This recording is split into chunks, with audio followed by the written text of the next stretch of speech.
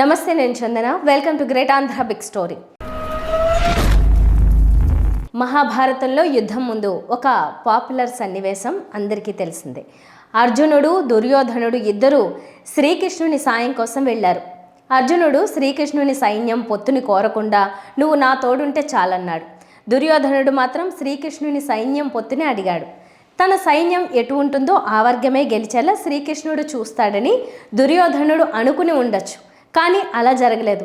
అర్జునుడి రథాన్ని నడిపి నానా మాయలు చేసి దుర్యోధన వర్గాన్ని మట్టి కరిపించేశాడు. ఇప్పుడు జగన్ రథసారథి మోదీ అన్నట్టుగా ఉంది. భాజపా సేన తెదేపాతో పొత్తులోకి చేరిన మోదీ యుక్తి, శక్తి, ఆసక్తి మాత్రం జగన్ వైపే ఉన్నాయనిపిస్తోంది. చంద్రబాబు, పవన్లను మోదీ కలవలేదు. తన సేనాపతులైన అమిత్ షా, నడ్డాలనే కలిసేలా చేశాడు. అంటే అదృశ్య రూపంలో జగన్ ఎన్నికల రథానికి తను సారథ్యం వహించబోతున్న సంకేతాలివ్వటం లేదు. అసలిది బీజేపీ కోరుకున్న పొత్తు కాదు. చంద్రబాబు కోరి వెంటాడి వేధించి ఏర్పరచుకున్న పొత్తు. అంతమాత్రానికే బీజేపీ వాళ్ళు ఒప్పేసుకున్నారా? చంద్రబాబు తపస్సుకు మెచ్చి వరాలిచ్చేశారా? ఆ వరాలివ్వటం వెనుక తమ లెక్కలు కూడా తాము చూసుకుంటారుగా. ఈ పొత్తులో భాగమైనా కూడా ఆంధ్ర బీజేపీ నాయకులెవ్వరూ జగన్ని పన్నెత్తి మాట అనటం లేదు. ప్రస్తుత ప్రభుత్వం ఆగడాలకు అంతం పలకడానికే తమ పార్టీ తెదేపా, జనసేనతో కలిసిందని అనట్లేదు. అంటే కేంద్రం నుంచి వాళ్లకు స్ట్రిక్ట్ సంకేతాలేవో వచ్చాయనుకోవాలా? అంతేకాదు, కేంద్ర నాయకులు కూడా జగన్ వ్యతిరేక నినాదాలేవి చేయట్లేదు. ఇలాంటి వాతావరణంలో అసలు ఈ పొత్తును ఎలా అర్థం చేసుకోవాలి? తెదేపాను పూర్తిగా ముంచేసి వైకాపాకి లబ్ధి చేకూర్చే పనులేవో చేయటానికే బీజేపీ ఆలోచిస్తోందని అనిపించట్లేదు. పోయిన సార్వత్రిక ఎన్నికల లెక్క ప్రకారం ఆంధ్రప్రదేశ్లో 0.7% ఓటు బ్యాంక్ ఉన్న పార్టీ బీజేపీ, 6% ఓటు బ్యాంక్ జనసేనది. ఈ రెండు కలిపిన మైనార్టీ ఓటు బ్యాంక్ అయినా 9-10% అందుకోవట్లేదు. ఇప్పుడు బీజేపీ పొత్తులో కలవడంతో ఈ మైనార్టీలో అత్యధికులు ఆ కూటమికి ఓటేయరు. అంటే 0.7% ఓటు బ్యాంక్ ఉన్న పార్టీని కలుపుకుని 10% ఓటు బ్యాంకుని తెదేపా దూరం చేసుకున్నట్టే కదా. ఇంత తెలివి తక్కువ పని చంద్రబాబు ఎందుకు చేశాడన్నది చాలామందికి అర్థం కాని ప్రశ్న. ఒకప్పుడు అపరచాణక్యుడని పేరున్న చంద్రబాబు ప్రస్తుత దశలో ఎంత పిచ్చిమారాజులా మారాడనుకున్నా మరీ ఇంత పిచ్చిదనమా? ఏమన్నా అంటే రాష్ట్ర ప్రయోజనాల కోసం రేపు తాను సీఎం అయ్యాక కేంద్రం నుంచి నిధులు సక్రమంగా రావాలంటే బీజేపీతో పొత్తు తప్పదని చెప్పడం మరొక పెద్ద జోక్. ఎందుకంటే నిన్నగాక మొన్న ముఖ్యమంత్రి అయిన కాంగ్రెస్ నాయకుడు రేవంత్ రెడ్డి తన రాష్ట్రానికి కావలసిన నిధులు కేంద్రం నుంచి తెచ్చుకోవట్లేదా? కేంద్రం ఇవ్వనని మారాం చేస్తోందా? గత 5 ఏళ్లుగా జగన్మోహన్ రెడ్డి తెచ్చుకోలేదా కేంద్ర నిధులు? ఆ మాటకొస్తే ఉత్తరప్రదేశ్ తర్వాత దాదాపు 1,00,000 కోట్ల వరకు ఆంధ్రప్రదేశ్ హైవేల కోసమే కేంద్రం నిధులిచ్చింది. మెడికల్ కాలేజీల నిర్మాణానికి నిధులు కూడా కేంద్రం నుంచి విరివిగా అందాయి.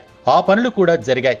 5 ఏళ్లలో కేంద్రంతో సఖ్యతతో ఉండి రాష్ట్ర ప్రయోజనాలను నెరవేర్చడానికి పనిచేసిన ముఖ్యమంత్రి జగన్మోహన్ రెడ్డి. తమతో పొత్తు లేకపోయినా జగన్ కి, తమకు ఎక్స్ పార్టీ వాడైన రేవంత్ రెడ్డికి కేంద్రం నిధులిస్తున్నప్పుడు చంద్రబాబుకెందుకు ఆ అనుమానం?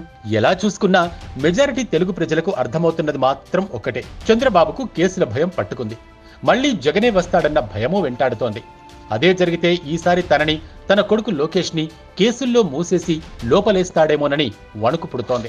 ఒక్క స్కిల్ డెవలప్మెంట్ కేసులోనే బెయిల్ లేకుండా 52 రోజులు జైల్లో ఉన్నాక అన్ని కేసులు లైన్లోకొస్తే తన పరిస్థితి ఏమిటో ఊహించుకుంటేనే వెన్నులో చలి పుడుతుంది.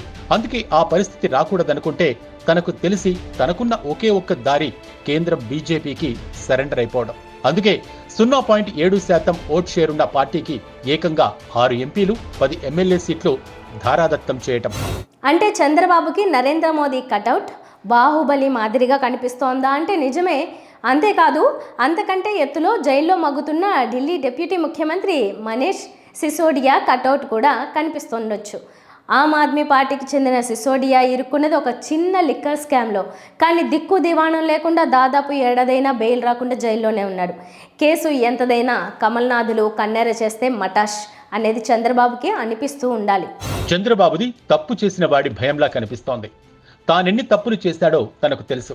అవన్నీ తవ్వి తీసి ఉచ్చు బిగించి రివెంజ్ తీర్చుకోవడానికి జగన్ సిద్ధంగా ఉండటం, అతనికి ప్రజాబలం ఉండటం, కేంద్రం అండ కూడా ఉండటం వంటి వాటి వల్ల చంద్రబాబు బీజేపీతో పొత్తే తన ఊపిరి అన్నట్టుగా బతికాడు ఇన్నాళ్లు. ఫైనల్ గా పొత్తు కుదిరింది. దీనివల్ల తనకు గెలుపు రాకపోయినా పర్వాలేదు, ఎన్డీఏలో ఉండగలిగితే చాలు, జైలుకు వెళ్లకుండా మోదీ, షాలు కాపాడుతారు అని అనుకుంటున్నాడేమో.